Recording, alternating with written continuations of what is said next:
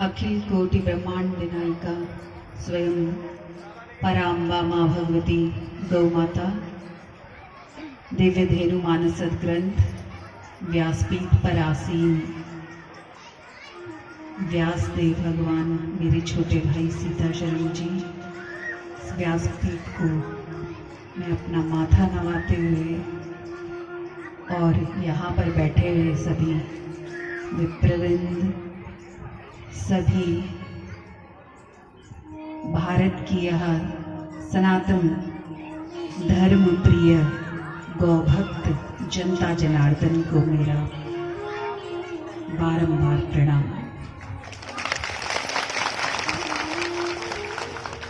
आइए, यह बहुत दिव्य कथा, यह बहुत सुंदर कथा, चौथा दिन है आज और पता ही नहीं चला कि 4 दिन हो भी गए।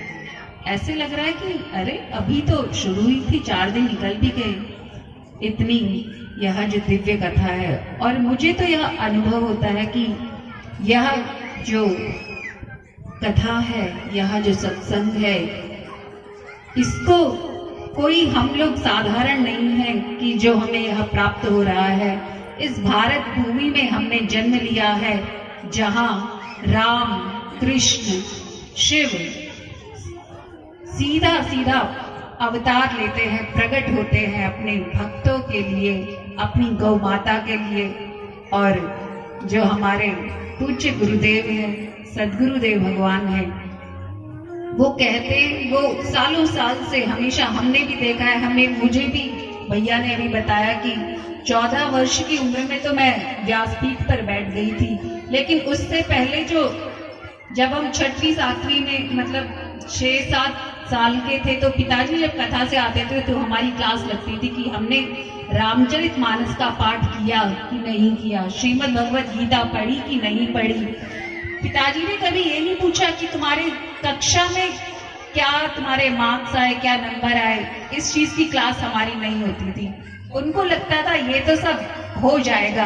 और आजकल वातावरण ही ऐसा है कि ये पढ़ाई वगैरह सब हो जाती है, और लेकिन इस चीज को, इस गहराई में को समझने में जो वातावरण हमें बनाना पड़ता है, बच्चों को जो समझाना पड़ता है, क्योंकि आजकल जो कलयुग में वातावरण है, चारों तरफ हम देख रहे हैं, बहुत ही मतलब हम भारतीय तो है, लेकिन भारतीयता हमारे अंदर झलकती नहीं, मतलब बच्चों के अंदर खासकर जो आज की हमारी पीढ़ी है। हमारा जन्म चंडीगढ़ में हुआ, लेकिन पिताजी ले आए हमें सीधा पहाड़ों की उत्तरकाशी, क्योंकि उन्हें था कि मुझे अपने बच्चों को संस्कार देने हैं, मुझे अपने बच्चों को ऐसा संस्कृति का ध्वजवाहक बनाना है कि वो अपनी संस्कृति को केवल भारत में नहीं बल्कि विदेश में भी फैलाए। और यहाँ जो गौ माता राष्ट्रमाता का अभियान उन्होंने चलाया है, जो गौ माता सारे 33 करोड़ देवी देवताओं का वास जिसमें है, हम 4 दिन से कथा श्रवण कर रहे हैं।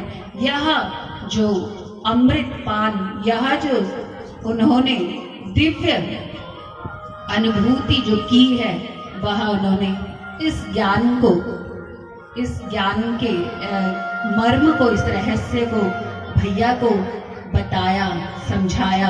और मुझे लगता है कि गौ माता की असीम कृपा व्यासपीठ पर आसीन मेरे छोटे भाई सीता शरण जी पर। आपको भी लग रहा होगा जब आप इस कथा का रसस्वादन कर रहे होंगे कि हाँ, सचमुच जो उस कृष्ण की भी भगवान है, जो गौ माता है, उसका साक्षात कृपा यहाँ व्यासपीठ पर बरस रही है। इसमें कोई भी प्रशंसा की बात नहीं है, कोई भी अतिशयोक्ति की बात नहीं लगती है, क्योंकि जो इस कथा का रसस्वादन कर रहा होगा शुरू से लेकर और अभी तक, उसे इस चीज का अवश्य अनुभव हो रहा होगा। और मैं ज्यादा यहाँ पर नहीं बोलूंगी, मुझे भी कथा सुनने में अब ज्यादा आनंद आता है। पहले तो पिताजी ने इतना मतलब कि हमारे अंदर तक श्रीमद् भागवत के श्लोकों को, रामचरितमानस की एक एक चौपाइयों को भरा, लेकिन अब लगता है कि सुनने में जो आनंद है, उसके मनन में जो आनंद है, वो उतना बोलने में नहीं है। अगर हम बोलते भी हैं तो अरे बोलने वाला तो वो कृष्ण है, वो भगवती गौ माता है।